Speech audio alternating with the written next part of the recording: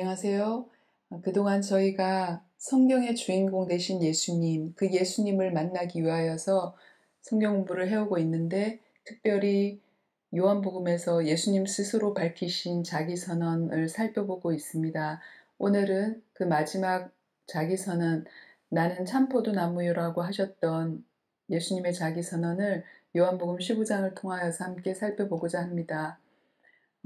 다른 복음서와 달리 요한복음에서는 저희들에게 예수님이 스스로 밝히신 그 자기 선언을 들을 수 있는 그 귀한 기회를 주시는데요.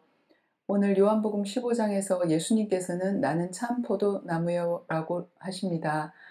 구약 성경은 이스라엘을 약속의 땅에 심어져 있는 포도나무로 표현했습니다. 그래서 예수님께서 이렇게 나는 참 포도나무요라고 하셨던 그 의미를 살펴볼 때 구약에서 이스라엘이 포도나무로 표현되었다는 것을 함께 보는 것이 또 도움이 될 것 같습니다. 시편 80편 8절에서 주님께서는 이집트에서 포도나무 한 그루를 뽑아 오셔서 문 나라를 몰아내시고 그것을 심으셨습니다. 땅을 가꾸시고 그 나무에 뿌리를 내리게 하시더니 그 나무가 온 땅을 채웠습니다.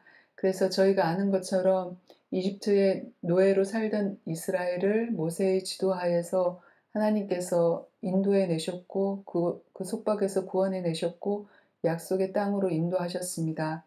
그래서 이스라엘을 하나님께서 심으신 포도원으로 이 백성들을 포도나무로 표현하는 부분 또 이사야에서도 볼 수 있는데요. 이스라엘은 만군의 주님의 포도원이고 유다 백성은 주님께서 심으신 포도나무다. 그래서 예수님께서 요한복음 15장에서도 나는 참 포도나무요 아버지는 농부라고 하셨는데요.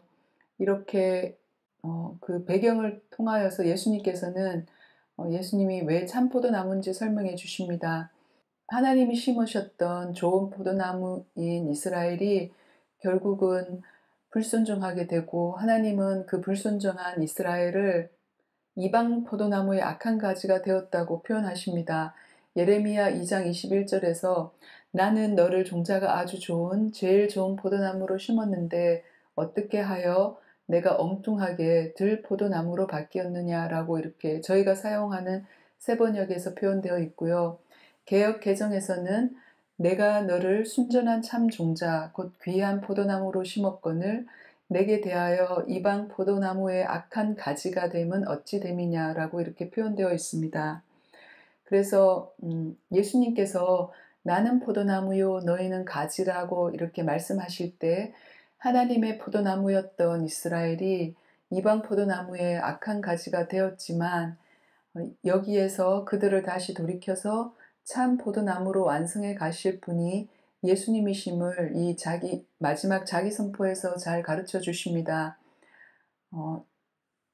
하나님을 순종하고 하나님의 길을 따르기보다 주위에 있는 이방 사람들을 따르고 그래서 그 이방 포도나무의 악한 가지가 되었던 이스라엘을 그냥 두시지 않으시고 농부 대신 하나님께서는 아들 대신 예수님을 참 포도나무로 다시 보내주셨고 그래서 악한 가지가 되었던 이스라엘이 다시 그 참 포도나무에 붙음으로써 하나님이 원래 원하셨던 좋은 포도나무가 될 수 있도록 하셨죠. 그래서 예수님께서는 이 마지막 자기 선포 나는 포도나무요라고 하셨던 이 부분에서 그렇게 하나님과 예수님과 이스라엘 백성 그리고 우리들의 관계를 이렇게 설명해 주십니다.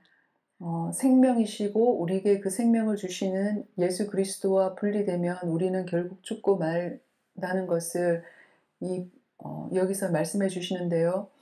가지가 포도나무 뿌리에서 올라오는 수액을 받아서야만 자라듯이 우리도 그리스도 안에 머물러 있을 때 성장함을 말씀해 주십니다. 요한복음 15장 4절에서 내 안에 머물러 있으라 그리하면 나도 너희 안에 머물러 있겠다. 그리고 6절에서는 사람이 내 안에 머물러 있지 아니하면 그는 쓸모없는 가지처럼 버림을 받아서 말라버린다. 사람들이 그것을 모아다가 불에 던져서 태워버린다. 참 포도나무 대신 예수님께 붙어 있을 때에 가지인 우리는 그 생명의 수액을 받아서 자라게 되고 성장하게 되고 죽지 않는다는 것을 말씀해 주십니다. 이렇게 참 포도나무인 예수 그리스도에게 붙어 있을 때만 가지인 우리는 성장하고 열매를 맺는다고 또 말씀해 주십니다. 5절에서 나는 포도나무요 너희는 가지이다. 사람이 내 안에 머물러 있고 내가 그 안에 머물러 있으면 그는 많은 열매를 맺는다. 너희는 나를 떠나서는 아무것도 할 수 없다. 이렇게 말씀해 주십니다. 그래서 우리가 예수 그리스도의 안에 머물러 있을 때에만, 그리고 예수 그리스도에게 붙어 있을 때에만 우리는 성장하고 많은 열매를 맺을 수 있다고 하십니다. 그렇게 우리가 열매를 맺는 것이 하나님께 기쁨이 된다고 말씀합니다. 8절에서 너희가 열매를 많이 맺어서 내 제자가 되면 이것으로 내 아버지께서 영광을 받으실 것이다. 그렇게 말씀하시면서 예수님께서는 예수님께 붙어 있는 것은 우리로 하여금 자라고 열매 맺게 하는 것이고, 그것은 또한 예수님의 사랑 안에 거하는 것이라고 말씀해 주십니다. 9절에서 아버지께서 나를 사랑하신 것과 같이 나도 너희를 사랑하였다. 너희는 내 사랑 안에 머물러 있어라. 이렇게 말씀하십니다. 예수님께 붙어 있는 것은 예수님의 사랑 안에 머무는 것이고, 또 그것은 10절에서 예수님의 계명을 지키는 것이라고 합니다. 너희가 내 계명을 지키면 내 사랑 안에 머물러 있을 것이다. 그것은 마치 내가 내 아버지의 계명을 지켜서 그 사랑 안에 머물러 있는 것과 같다. 내 계명은 이것이다. 내가 너희를 사랑한 것과 같이 너희도 서로 사랑하여라. 그래서 예수님의 사랑 안에 머물러 있는 것은 예수님의 계명을 지키는 것이고, 예수님의 계명은 예수님이 우리를 사랑하신 것처럼 우리도 서로 사랑하는 것이라고 이렇게 설명해 주십니다. 그리고 이렇게 말씀하시는 것은 우리에게 기쁨이 넘치게 하려는 것이라고 또한 가르쳐 주십니다. 11절에서 내가 너희에게 이러한 말을 하는 것은 내 기쁨이 너희 안에 있게 하고 또 너희의 기쁨이 넘치게 하려는 것이다. 예수님께서는 이렇게 이제 잡히시고 또 십자가에 돌아가시기 전에 제자들에게 예수님께서 누구신지를 말씀해 주시면서 이렇게 내가 참 포도나무니까 가지인 너희들은 나에게 붙어 있어야 된다고, 그래서 그것이 나의 사랑 안에 머무는 것이고 그럴 때 너희에게 기쁨이 충만할 거라고 하셨고, 그럴 때 우리가 열매 맺고 하나님을 기쁘시게 하는 삶을 산다고 말씀해 주십니다. 하지만 예수님께서는 또한 세상이 예수님을 미워하였듯이 제자들 또한 미워할 것이라고 말씀해 주시고, 하지만 진리의 성령이 오셔서 우리를 도와주실 것이고 그리스도를 정언하여 주실 것이라고 또한 말씀해 주십니다. 요한복음 15장 26절에서 내가 아버지께로부터 너희에게 보낼 보혜사 곧 아버지께로부터 오시는 진리의 영이 오시면 그 영이 나를 위하여 증언하실 것이다.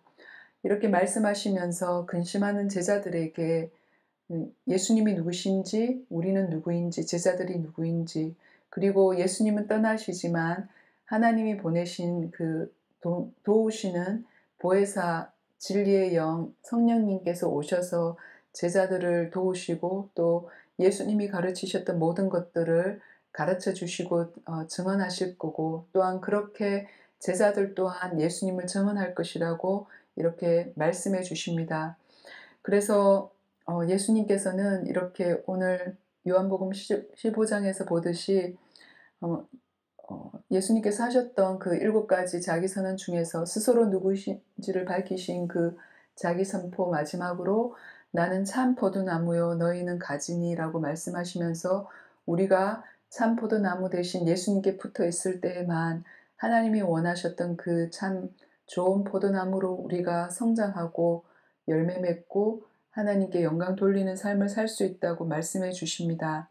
이렇게 요한복음에서는 저자의 요한께서 요한복음 20장 31절에서 말씀하신 것처럼 예수께서 그리스도요 하나님의 아들이심을 믿게 하려고 또 그렇게 믿어서 그의 이름으로 생명을 얻게 하려고 우리에게 이러한 모든 기록을 전해주셨습니다. 그래서 저희가 예수님이 직접 밝히셨던 스스로 누구신지 하셨던 그 자기 선언을 통하여서 예수님은 하나님께서 보내신 메시아이며 하나님의 아들이시며 그를 통하였으만 우리가 생명을 얻는다는 것을 함께 살펴보았습니다. 네, 오늘은 여기에서 마치겠습니다. 감사합니다. 안녕히 계세요.